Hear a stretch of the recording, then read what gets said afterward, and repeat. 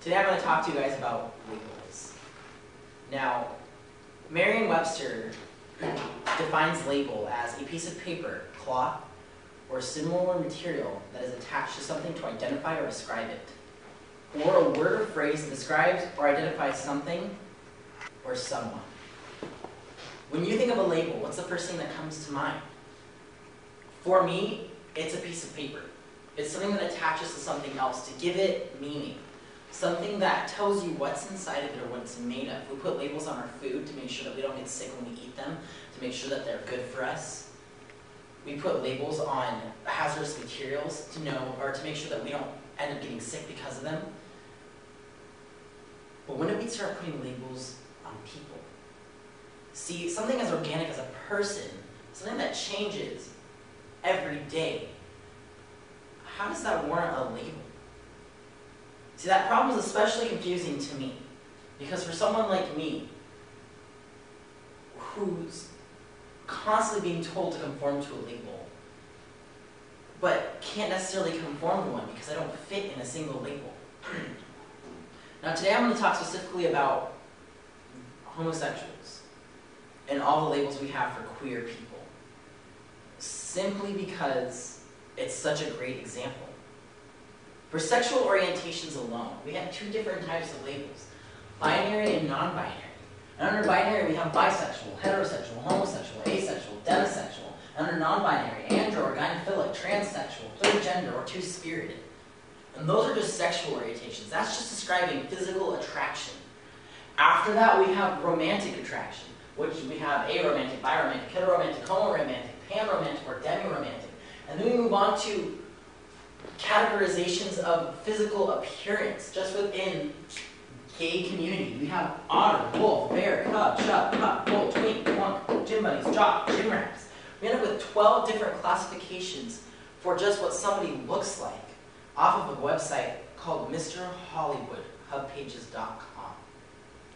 Now, just from a title of a webpage like that, we can only assume that there's not a whole bunch of legitimate research that goes into it. But the fact that there's not a whole bunch of legitimate research doesn't mean that it's not there.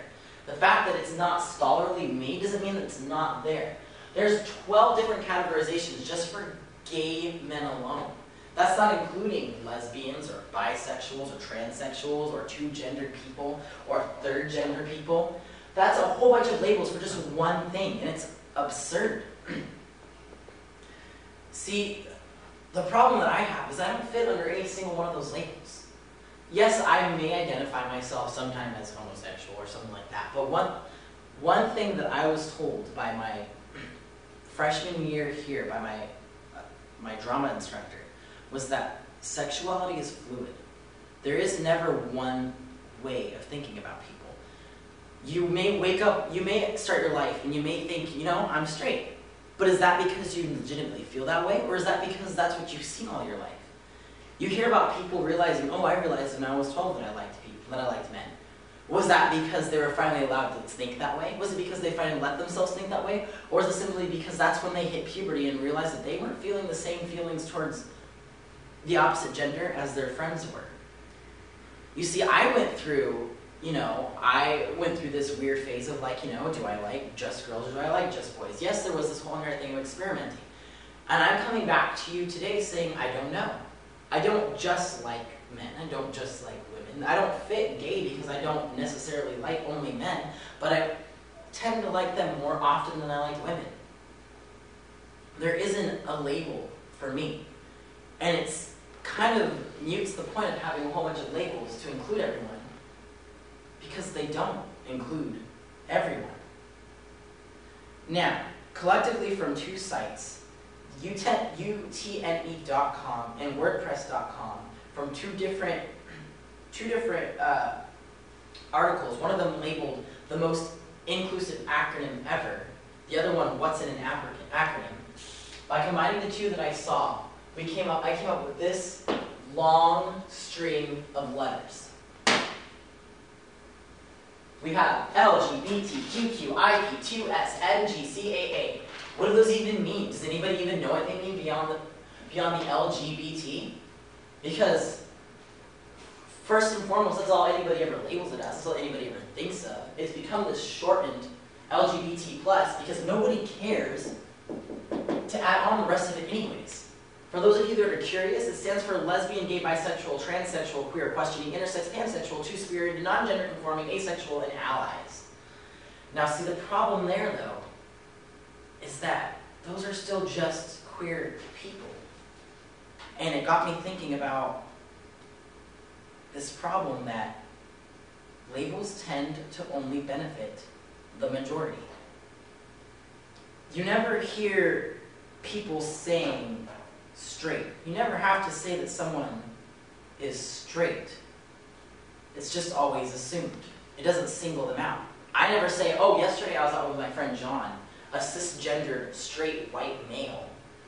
But everybody always feels the need to clarify. Oh, yesterday I was out with Beth, my sassy black woman friend. Or yesterday I was out with Anthony. He's gay, by the way. Or, yesterday I was out with, Cassandra. By the way, she's actually a he. We don't ever hear anybody speak that same way to cisgender or straight.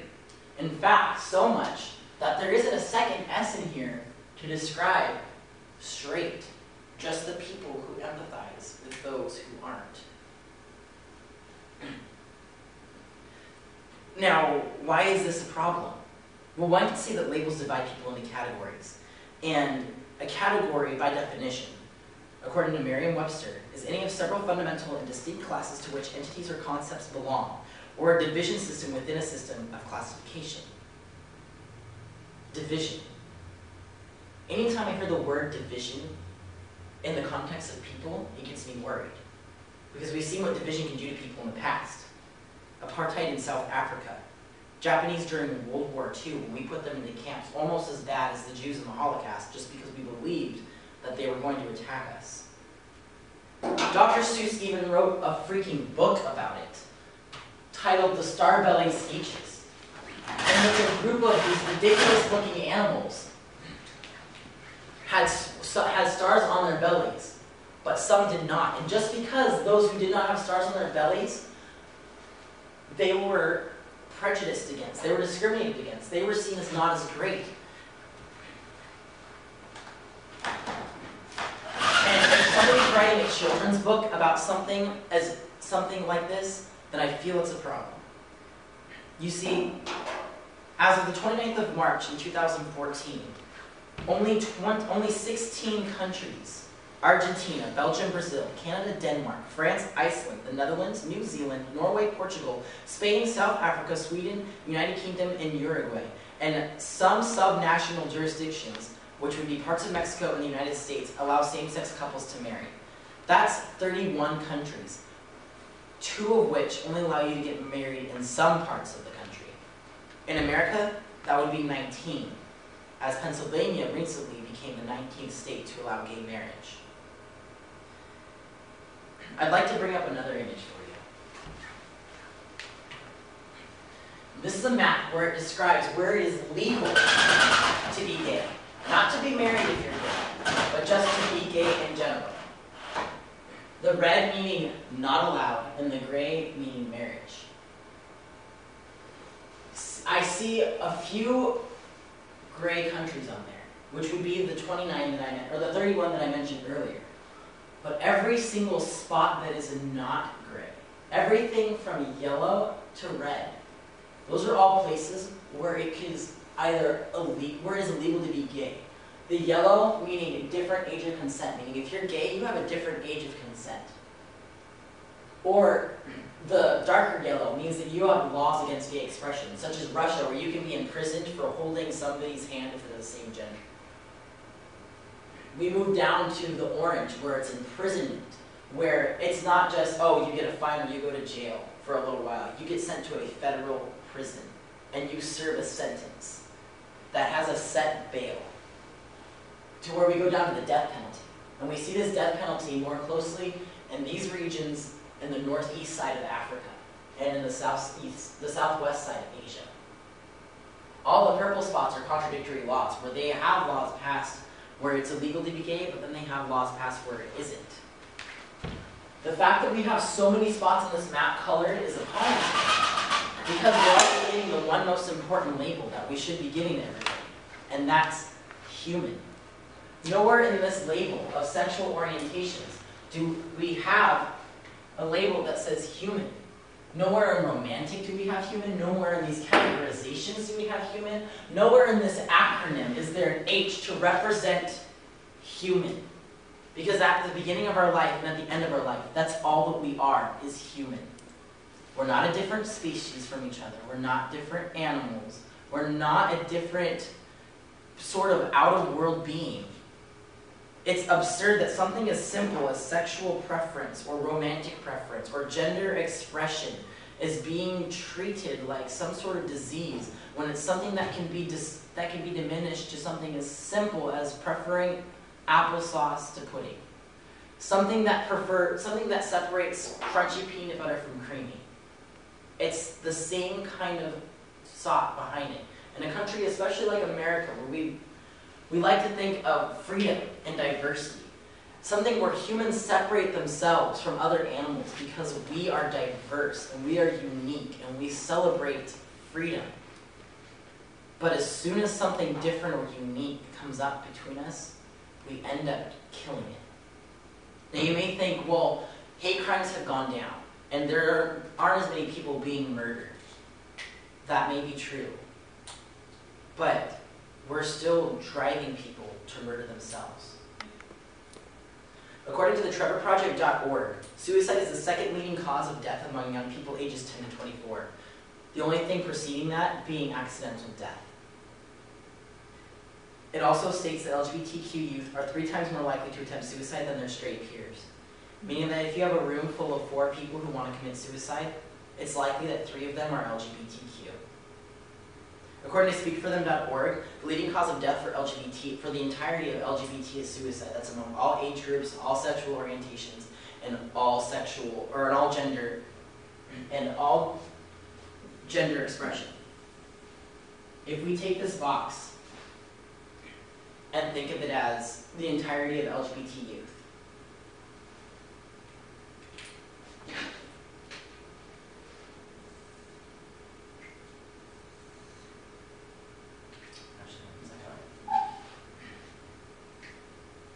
this half, or this right here, represents the around 1,500 annually that commit suicide. That's 1,500 a year successfully kill themselves because they are LGBT. Because they either have to deal with discrimination, bullying, or the fact that they're afraid to come out to their families because they don't want the same thing to happen to them that's happened to so many other people. Now we have what's left. Those are the people that we can ask. Those are the people that we can survey. And among them, half of them are willing to admit to at least attempting or thinking about suicide. That's only the ones that are willing to admit to it. That doesn't include all the people who are too afraid, or the people who are still contemplating suicide and don't want to tell anyone, because if you tell someone, then they try to stop you. It's not a place that you want other people to be. It's not a thing that you want other people to be. When you're in a species and you're causing people to kill themselves off, I feel like that's a sign of your species ultimately failing. When you have people killing themselves for something as simple as gender expression or sexuality, something that affects no one but themselves, something that doesn't act upon your wishes, something that doesn't act upon your feelings, for something as simple as a book or a religion or traditions or definitions that you hold of marriage, only because that's the only way it's been accepted. Because of ideas that may or may not be true, then I feel that's where we're failing as a species. And when it comes down to it, we all need to remember that we're not straight, we're not gay, we're not black, we're not Mexican, we're not evil, we're not good, we're just human. Thank you.